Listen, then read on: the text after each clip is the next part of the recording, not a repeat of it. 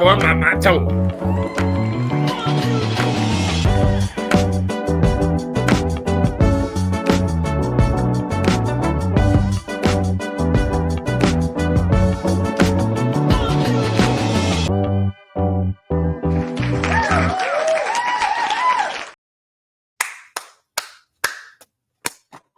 Hello, everybody. Welcome to another great episode of Live from the Bench. It is I, your host, GQ, and I'm joined by our co-host, Boulevard, a.k.a. Leroy the Last Dragon, Kelly Green.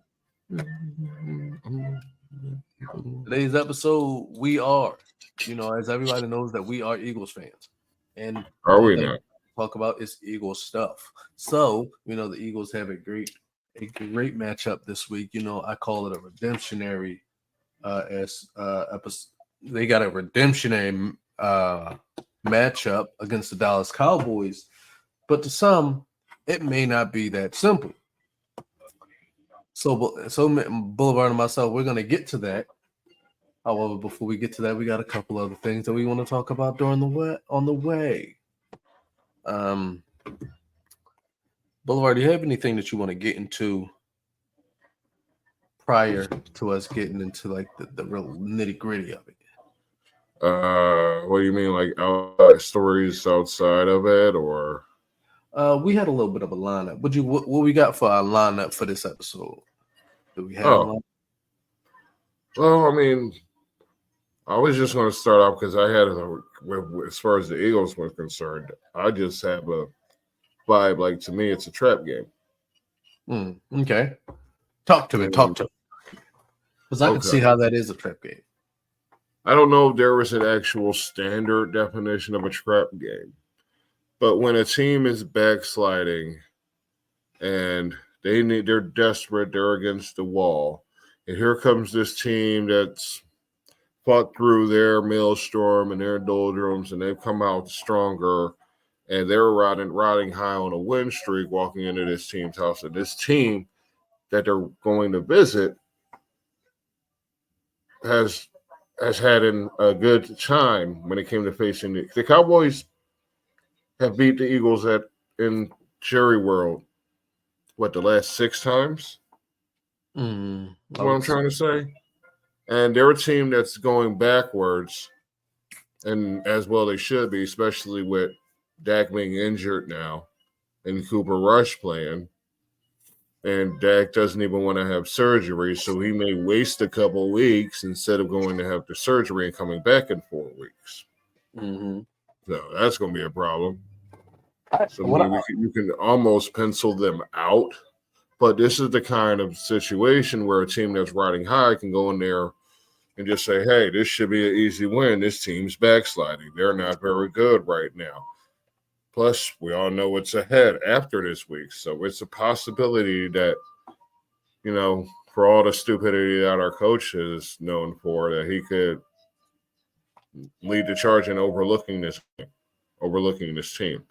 But it's a divisional matchup.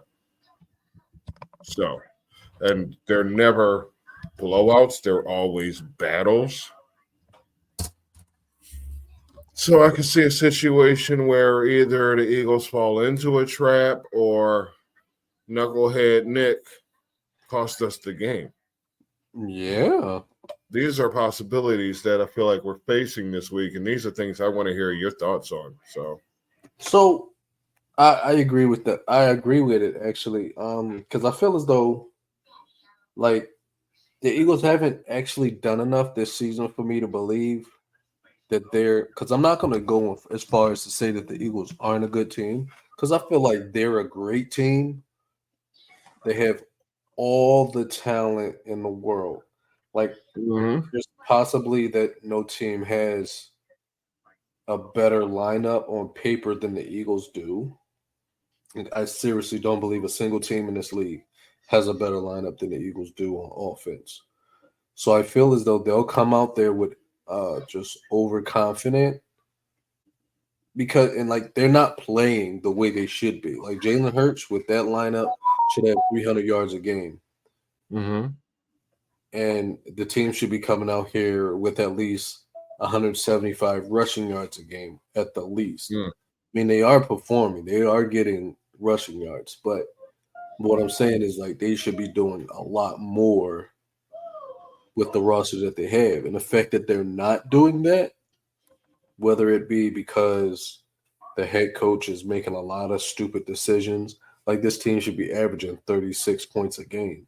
But because the head coach is making really dumb decisions, this could be one of those situations where like you see the Eagles looking really good going against a struggling Dallas Wait, Cowboys team how many yards did you say you think they should average? on the rush on the game on the running Mm-hmm. 175. Guess what their average is? What? 174.8. Okay, so they failing me. It's like no. So I figured they were doing something right, Yes. but I It's feel as working, though clearly. yeah. So I feel like they have the talent, but they're not. It's not show. It's you're not seeing it on the scoreboard, and then they're not keeping their opponents out of the game. And like you look at the Jaguars team, the way that game played out was disgusting. And Mm-hmm. to know that the Jaguars aren't that good compared to Yeah, the Eagles, we're all aware of that. yeah, we know they're not that good compared to the Eagles. And I feel like if you can let them do that, you can let Dallas do the same thing. Mm-hmm. So even if they don't have their starting quarterback, and I I feel just like, want that second half collapse last week. yeah, People were pointing the fingers like specifically at Sirianni alone, and that wasn't fair. It's like a lot no, of it times. I wasn't. mean, he makes stupid moves, yes, but Yeah, he's not the only person who's been calling plays. right, And the defense wasn't especially bailing them out when they were collapsing. right. So, just saying, it's a team I sport. think, yeah, I think it doesn't always all fall on Sirianni. I think where it falls on Harry Sirianni is that leaving a lot of points on the field. Yes, That's that's something a problem. because that Jaguars game that could have easily been 40-point game, Mm-hmm. but It's a problem. like You can't just leave leaving all points that on on the the game. field. It's like because not only leaving that on the field, it's like you kill the momentum, and then Going for two instead of making the obvious choice because right, you're more loyal to the fucking analytics than you are to common sense. yeah, and that's what bothers me so much is because you're leading in the game, you're blowing this team out. Like they scored their first touchdown Mm, and immediately decided we're going for two. yeah. That is not something I think you can afford to do, especially Mm, seeing how your defense collapsed in the second half. Now you know you have no choice but to take the points every single time you get the chance because there's no telling what the opponent's going to come in and do. So I you got saw to take the points. somewhere, sorry not to cut you off, that it could be Howie with all this emphasis on analytics. That could be Howie. Was that you that said that? It could have been. Someone said that somewhere, and it just caught my attention. Like, hey, that's possible. Oh, it was Mark Okay. McSween in the Yeah, last episode. that stood out in my head, I guess. Yeah, it could definitely be a Howie thing, and I feel like this is where you have to where teams have to where you see owners and executives way too involved in the game, Mm-hmm. way too involved in the game plan, and like someone has to say, "Listen, that has to stop. Mm-hmm. You can't have that because if you're dictating my like if you're so analytic driven and you have a coach that may not be that analytic driven and you're forcing his hand, how does that work? If you're forcing him to do something or coach to a style that doesn't fit his style, and now your style that you're forcing on, they're failing at it, and now he's the Mm-hmm. one getting fired because it doesn't fit, that's a problem. Mm-hmm. So if it does fall, if there is some fault where it has to stand with Howie, somebody it has to be expressed, and I feel like it'll never come out. Like there will never be any admitted truth to that statement because as long as Nick Sirianni is on this team, he'll always take the fall for it. You know, Mm-hmm. that's And always the case. Howie's locked Yeah, in for life, pretty much. Right. So the only way somebody will ever come out is if, like when Doug Peterson left, he told everybody what happened. He Mm-hmm. told everybody that basically they asked him what was he going to do at the offensive coordinator position, and he said, "I'm going to make it Press Taylor," and then they fired him because they Mm, didn't like that decision. mm. I'd say that was a pretty sound move because Press Tiller still meh. Yeah, but I think it was is just they want you to do things a certain way, and I feel like it's got to go back to when the owners and the GMs didn't have anything to do with what's going on the field. Because I don't, I honestly believe that if I see a GM wearing a headset, we got to fight. Mm-hmm. I'm gonna tell you to take it off. Get out of here. Get off my head. Get off my mic. But I'm no longer a coach, so it doesn't matter to me. Um, so yeah, that's my thought. I believe this is definitely a trap game. It's Mm-hmm. I wouldn't say it's a trap game as much as the Cowboys are a threat for it to be a trap game. I think it's a trap game where the Eagles are gonna cause themselves to lose, like just Yeah, making mistakes and not playing like professional football. Like you have to I, play this my game like you're playing offense a is. Lions. Go on, sorry. Yeah, no, I'm just saying like they got to come out there playing like they're playing the Chiefs, like they're playing the Niners, like they're playing the Mm-hmm. Lions. They got to come out there and really play like mistake-free football, like they just like it's a big game because it's a big game. I look at it like every Every time game. you step on the field, it's a big game. Mm-hmm. It's for I get it's what you're saying. yeah. So they got to come out there and play like it's a big game. Like not take unnecessary risks, not go for two, and when you score your first quarter touchdown all year, like don't Right, go. that's what I was about to say. Don't none of that slow start bullshit. Yeah, Make like sure that first 15 that you got scripted up comes out and actually leads to some points, some actual movement. yeah, Don't just come out there stalling out the gate. That's not the look we need in a game like this. What we can't do is let them stay in the game. yeah.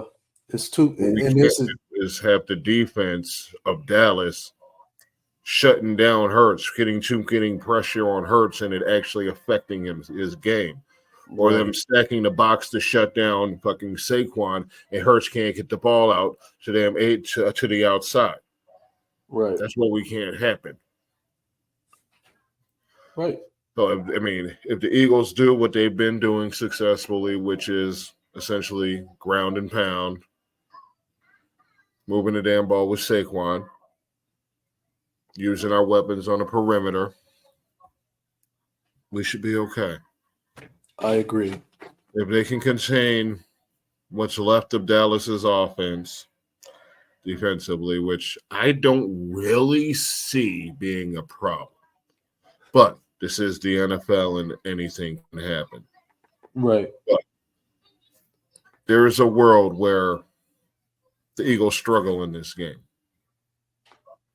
There's a world where Dallas gets a few big plays off and the Eagles find themselves behind but too early in the game. It could happen. It could happen. I think there's a lot that they have to do. Yes. They can't just assume that they have this game in the bag. Right. You And can't this just gonna look past the Cowboys to Washington. right. That And game there's means nothing if they don't win this week. yeah, and there are gonna be people that are gonna be like, listen, I have no faith in the Eagles to win the big game. Because we saw it happen so many times back when McNabb was the quarterback. It's like you get there you was getting there like that close to the NFC chip every year. Couldn't do it. Mm-hmm. You can't let that be. That can't be the norm for them. That can't be the norm anymore. Sirianni, it's on you, man. You can't fuck up. You can't get big headed and start fearing your position, getting all insecure because somebody's calling plays better than you. Because a lot of people call plays better than you. Swallow your pride, Mhm. go shave your head again, and get ready to not fuck up. Make sure Absolutely. everybody's got their assignments, knows where they're supposed to be, what they're supposed to be doing, because that's what you need to be focusing on. Mm-hmm. Let the coordinators coordinate. Big Let time. the players play. Yes. Let Big Dom do whatever Big Dom does. What is it that the big dumb does?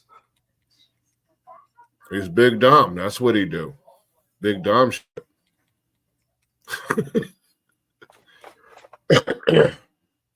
My question is, what does Kenny Gainwell do? But Bryce Huff too. Let's see what else I got on here. Saquon had to submit to a drug test after the last game. I'm sure you can imagine why. Yes. Yes. I have a thought on that. So because it happens every time someone does something, and it's like a normal person can't do that. But they're not. Yeah, go on. But this is the problem with the NFL, because when AJ Brown had a great game, they were like drug tests, and that's like, to me, I feel like it's a waste of time because look at Saquon Barkley, look at his body of work. We already know that he's not normal. Yes. Look at AJ Brown, he's not a normal receiver. Right. Look, like we can't explain. Like that's what separates these players from the rest of us. Right. They and can then do that. Like DK Metcalf, he's not a normal person. You can look at him and see that. And I feel like every time someone comes out and does something crazy, has like a crazy play, and that's what football is, crazy play. And now they're testing them for pets. And I feel Garrett like Wilson stretches out, makes a crazy ass catch, and like really, that's normal now. Yeah, normal, but your normal person can't do that. They're way better physically. They're better physical specimens than the rest of us. And there are ways to know if dominant wide somebody receiver, a top tier receiver. Jesus. I feel like random drug testing is just weird. I feel like unless you get a red flag, or because you got refs on the fields, refs can interact with people all the time and tell like this person needs to be tested for PEDs.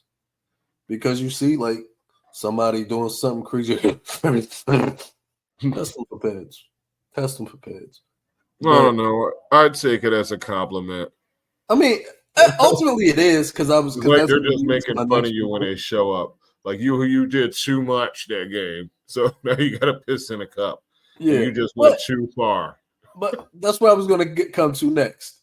Yeah, players do something that's crazy, and they're like, test them for PEDs. Just test them for PEDs. And this would leads me to this.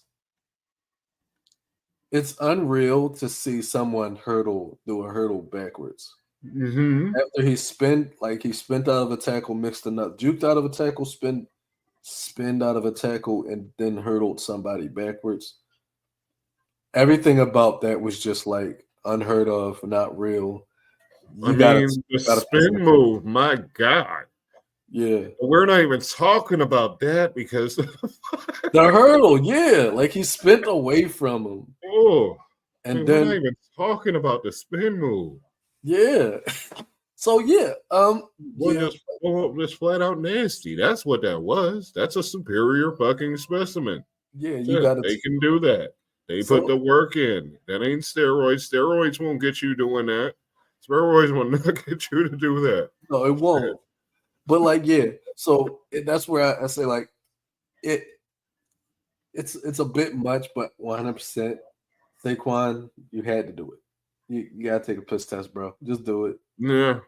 Because you done hurdled somebody backwards. Like I didn't even know you can do that. I didn't know anybody. That's what I'm saying. Like that's not a thing. That's not a thing. He hurdled backwards, and I don't know how he turned around. How did he manage? How did he hurdle somebody backwards, not get tackled, or no one touched him in the air?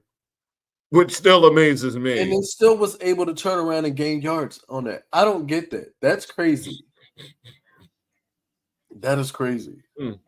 That's why he sucked Saquon Barkley. Yeah, Saquon Barkley.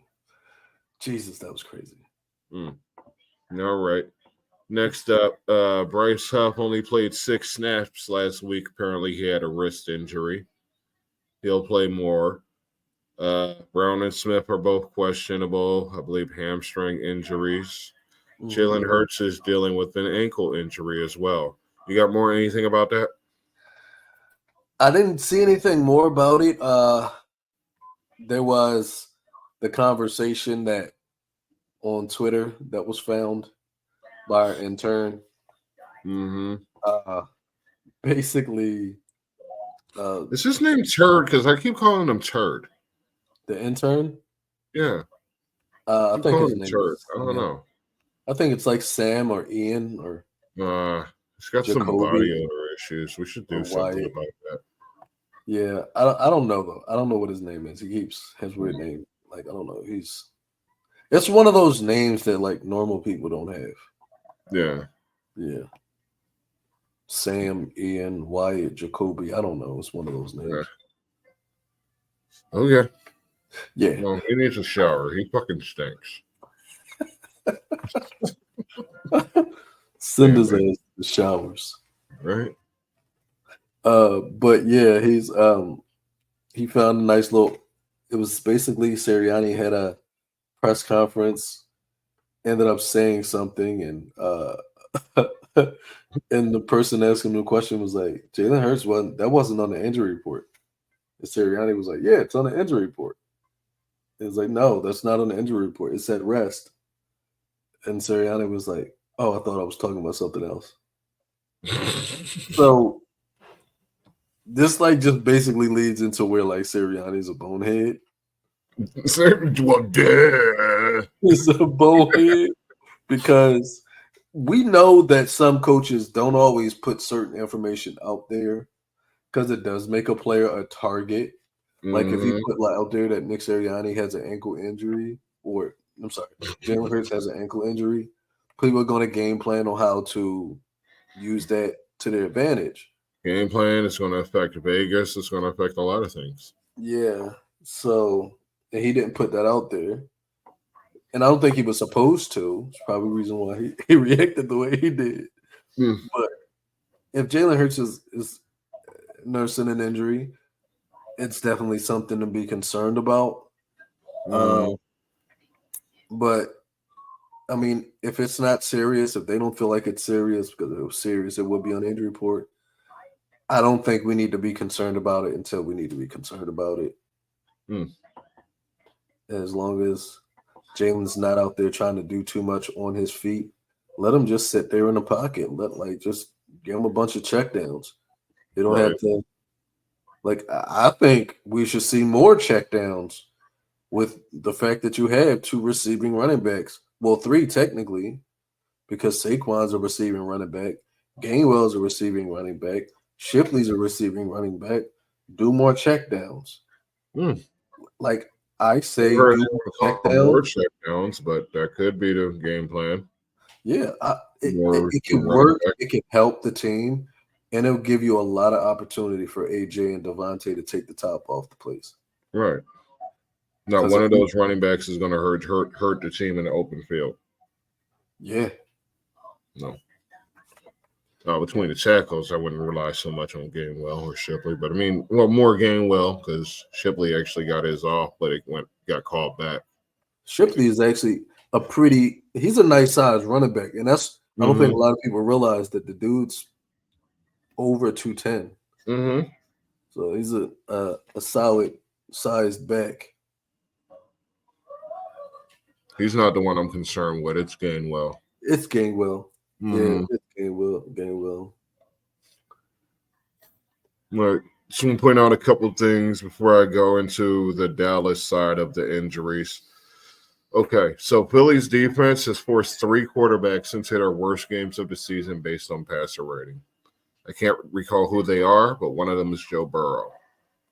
That's funny. Okay. Dallas has allowed 7 runs of 40-plus yards. That's second most in the league. Saquon has 4 runs of 40-plus yards. Yeah. Now, Just want to put those facts out there while people are still listening. Okay. Micah Parsons returning to practice for the first time since week 4. He's got a bum ankle. No. Whoa. Whoa. And he says, quote, my chances of playing are high, but we just have to see how the practice week goes. Said after practice Wednesday, I just have to get the feeling of the rush. I feel like I'm starting my season all over again. What? Yes. Yes. Absolutely. Are we excited that Micah Parsons is back? No, actually, I'm not. I think we're actually very upset with Saquon not being. Not Saquon. I'm sorry. With Michael Parsons being there because he is a legitimate threat. Mm-hmm. But it depends on what he's an athlete. So even with those injuries, he's going to try to fight through it. He'll probably be limited. So I think he's limited, but he's playing. Yeah. So I'd say you want to make sure you take advantage of every opportunity. He's not on the field. And that's what those quick checkdowns are going to matter. Yeah. Okay. Go on. I think you want to. And another thing I feel like Philadelphia doesn't do enough, they need to do more of, is keeping somebody in the backfield to block. I feel like it's just something that always gets me in the mind. It's like, why do we rush to have those running backs that are in the backfield? If Jalen Hurts is intending on throwing that ball, leave a running back there just in case there's another blitzer flying in. You can get that running back to pick off that late blitzer.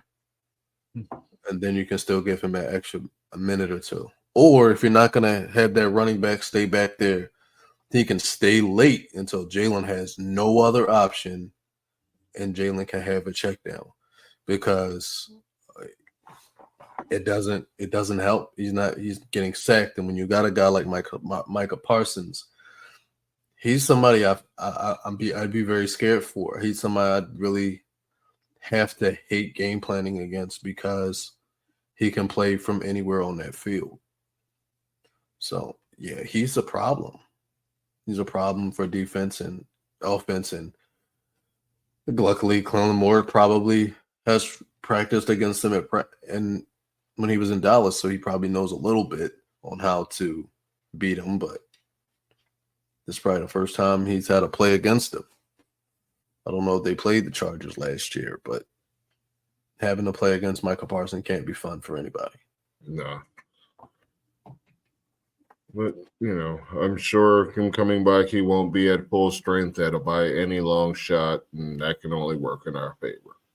Yes. But this could be a problem later in the season. Maybe he turns the defense around and they're actually looking like the Dallas of old.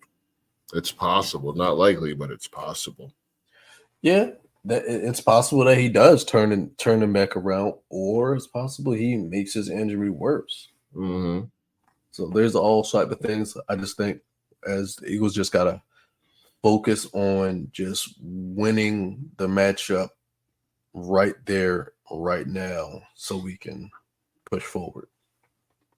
All right. Speaking of Dallas injuries, Dak's down, but he's not out. They haven't put him on IR now yet. Because according to Jero, Prescott doesn't want surgery, Jones said. He wants to be on field and go for it. We'll just see how it goes here. Recent reports suggest Prescott likely will miss at least 4 to 6 weeks with a partial avulsion of his right hamstring, potentially requiring season-ending surgery. Yes. But the longer he sits there, the less likely we'll see him at all this season. So there's Jerry fucking up again. by not just sending his ass to get to the right people so we can make this decision once for all, because it shouldn't be this complicated. Time shouldn't be a wasting. So Absolutely. if surgery is the right choice, just get it over and done with. I understand not wanting to get cut the fuck up. I get that. Everybody gets that. But you're getting paid some high number of dollars to carry that team as its offensive leader. And you've got Cooper Rush out there, who last time he played Philly, he threw 3 interceptions. And if it's not Cooper Rush out there shitting the bed, it's going to be former high pick Trey Lance. But we all know he's a bust. So, they're wasting time doing foolishness because that's just what Dallas does with Jerry. Right. You got any thoughts on that? No, nothing. I agree with you. This bothers me. I mean, they're wasting time. If he's going to be, if you go and let him sit there, then put him on IR anyway, because he's not going to be back within 4 to 6 weeks if he doesn't. And that's a waste because what week are we in now? 10. Week 10. So 4 to 6 weeks, 6 weeks from now, you're out of the playoffs. So there's really no point in letting him sit. Just go sit the fuck down. Put him on IR. He ain't coming back this season. Okay? I don't know what a partial avulsion is, but I'm sure there's something to do with the shoulder. So. Poor. Was it a partial avulsion? Is that what I said? Yes, a partial avulsion of his right hamstring. Okay, I don't know what the fucking avulsion is. I want to look it up now. Yeah. Oh. All right. But you got to talk while I look it up. Oh, I just found it. A partial avulsion of a hamstring is a severe hamstring injury that occurs when the hamstring muscle tears away from its origin on the big word of the pelvis. Okay. So I mean it tore off the bone? It means it tore off the bone? Yeah. Yeah, he ain't coming back. Rehabilitation can take up to 3 to 6 months. There you go. He ain't coming back. They talking 4 to 6 weeks. He ain't coming back this season. Jesus Christ. So go ahead and drop him, fantasy fans. Because if you keep him, you're living in a fantasy. Fantasy. All right. Right. That's mostly everything I have over here. I mean, the Eagles have won 4 straight. Yada yada. The Cowboys have won 6 straight at home versus the Eagles, but counterpoint, the Cowboys have lost 3 straight games. The Eagles are 5-3 against the spread, while Dallas is 2-6 against the spread. The Eagles are 4-4 over under. The Dallas 5-3 to the over. In the previous 6 games at Dallas's AT&T Stadium, the Cowboys have gone 6-0 against the spread. The Eagles last won in Dallas during 2017 Super Bowl season, 37-9. That was good. And now is my favorite part where I get to ask you questions. Will they go over or will they be under? Well, You're excited? If we're going to start discussing the matchup, I think we should get to the headline. Yes. Ladies and gentlemen, this is the main event of the evening. Yes, ladies and gentlemen. The main event, it's the matchup, Eagles versus Cowboys. We're going to do some predictions. So, you say the over and the under. I am a big fan of the over always. Give me the over. Well, this one, according to my sources, the intern who gets his shit from ESPN, I guess, Philly is a 7.5 point favorite, and the over-under is 43.5. I'll go over. I'll take the over. Absolutely. But way over. I mean, like way over. I feel like that the Cowboys are going to end up getting 25. late game points, and the Eagles will have about 28. Well, that's over, yeah. Yeah, so. Huh. No, I say more 31-17 for Philly. So I'd say that would still be over. So take the over. Part of me doesn't want to take the over because I don't feel like Dallas is going to put up much offensively. It's going to be the defense that's going to have to contribute some points. But that's 7.5 spread. I would normally say under, but not this week. I mean, even though it's a divisional, it's a divisional matchup. I'm going to go on and say this is a 28-17 at best. So, yeah, take the over. Take the over. Take the line. Take Philly on the line. Go for it. You got it, dude. You got it, dude. Just to say. But here's my questions. Over, under. Cooper Rush, 300 yards passing. No, he goes on. It's under. Last week, Jalen Hurts had 297 total yards, 230 in the air, 67 on the ground. Does he clear 300 total yards this week? Yes. He takes that. He's going to get the 300. And the reason why I feel as though Kellen Moore is going to try his best to make Jerry Jones regret not moving him up, not giving him the opportunity that he deserved when they fired what was it, Jason Garrett? Yeah. So I think he has every reason to want to show Jerry Jones, his former boss, exactly what he needs to do. I think this is going to be one of those games where Kellen Moore is going to be like, Sirianni, shut up. I got this. And Sirianni is going to take his headset off because he's not. Like, don't touch me. He's going to take his headset off because he realizes that he's not calling the plays anymore. And that's what we need. We need. Kellen Moore has to be that guy. It's not just sitting there with your clipboard in your hand, speaking into your mic.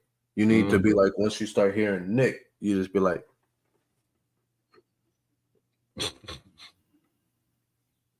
Big Dom just need to take the headset off of Nick.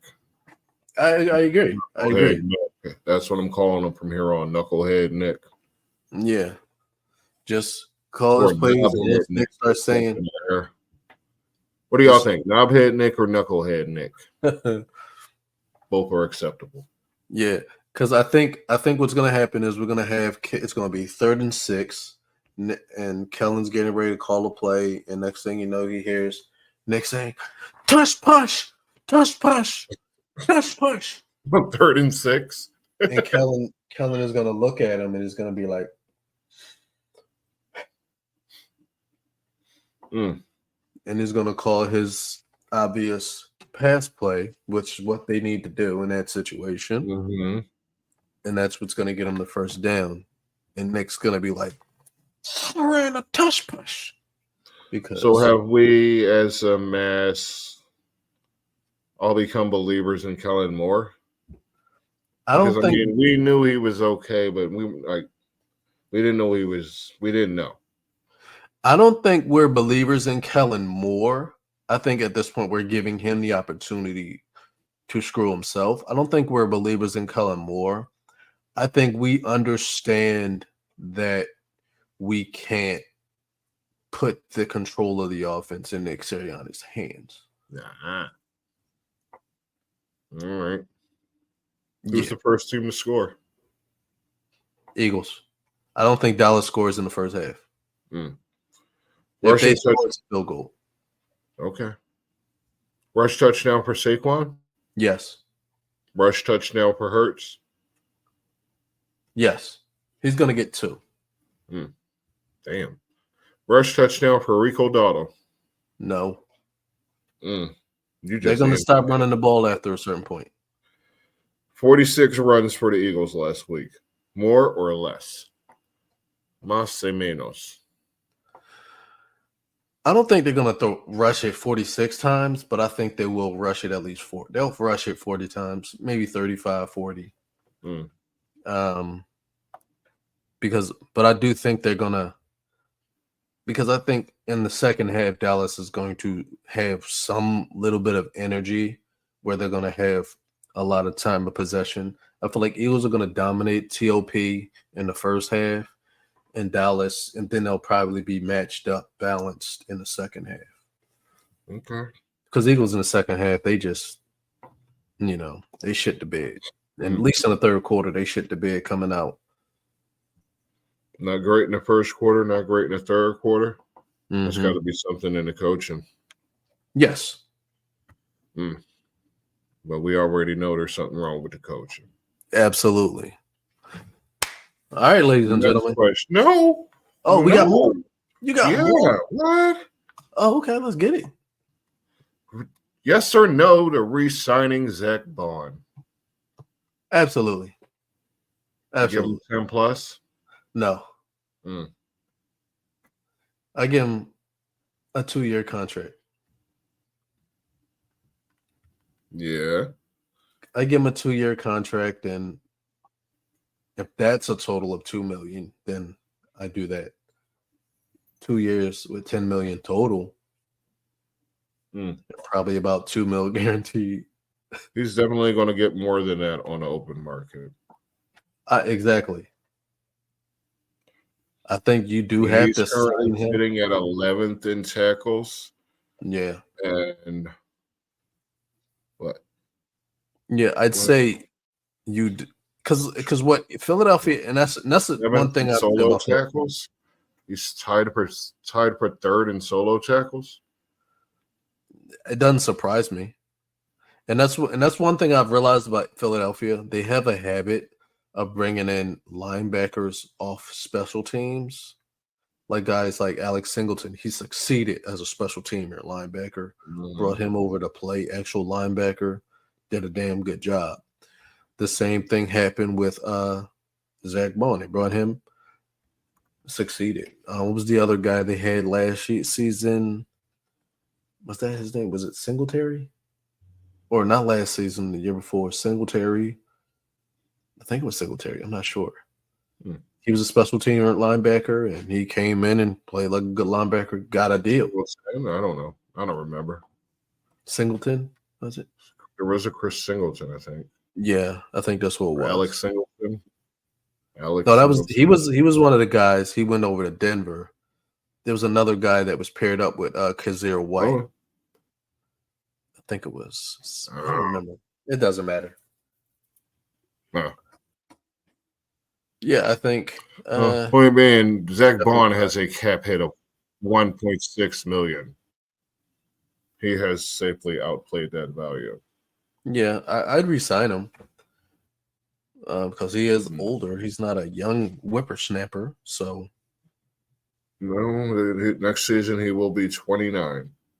Yeah, so you can get a good 3-4 seasons of this production, probably at least till 32. Linebackers tend to stay up longer unless they get beat up by injuries. Yeah, which he hasn't. Yeah, I think that's probably because he was a special teamer. But I'd say, keep him around because if Jeremiah Trotter Jr. is going to be anything, he's got to learn from somebody. So he's not going to learn from Nakobe Dean. Nakobe Dean's not that guy. Right. But Nakobe Dean's only like a year or two older than Jeremiah Trotter Jr. No. Yeah. Yeah. Nakobe Dean could be that guy. I mean, he's clearly putting in the work, but you still need that veteran. You need the veteran. You need that older guy. Because I'm not. Yeah, clearly Zach Bond just the same has put the work in. Yeah. As I said, he don't get injured. He's only been injured in 2022 from week 15 of week 18, according to Spot Track. So, yeah. He don't get hurt. He don't miss time. And he's an effective tackler in open space. Yes, you sign him back. Of course you do. It's a no-brainer. I think it's not how much, but Howie knows better than I ever would.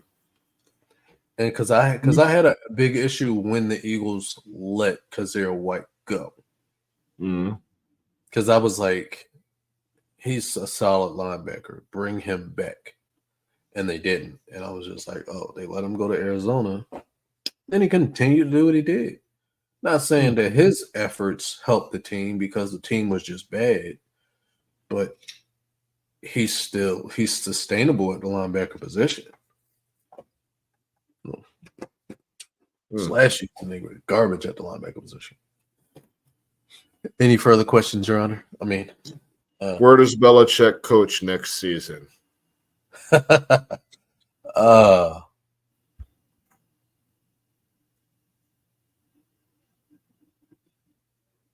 The Jets. Jets are. No, he hates the Jets. Oh, then if he's gonna go anywhere,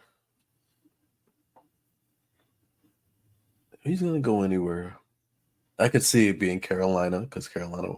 No, it'll be New Orleans. Okay. New Orleans. I can see him going to New Orleans. Okay. Yeah.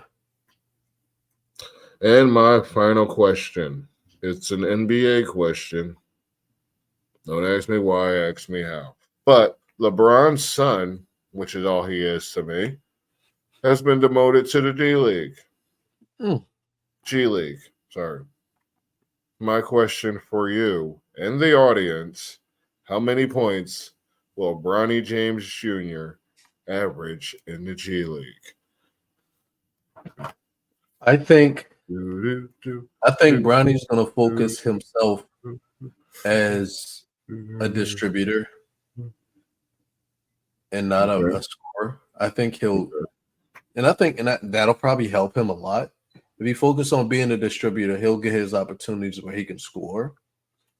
So I'll say if he's not a starter, he'll come off the bench with average of 4 points a game, 7 assists. 7 seems high. I think he can do it. If he focus on being a distributor, he can do that. Yeah, if he keep turnovers down, 4 points, 4 assists would be adequate. Be honest. Anything that represents positive for dude should be good because the expectations are not high. So as long as he shows improvement, maybe people will stay off his back. But I don't see it being very high for the same reasons you just named. He's not a scorer. He's a distributor.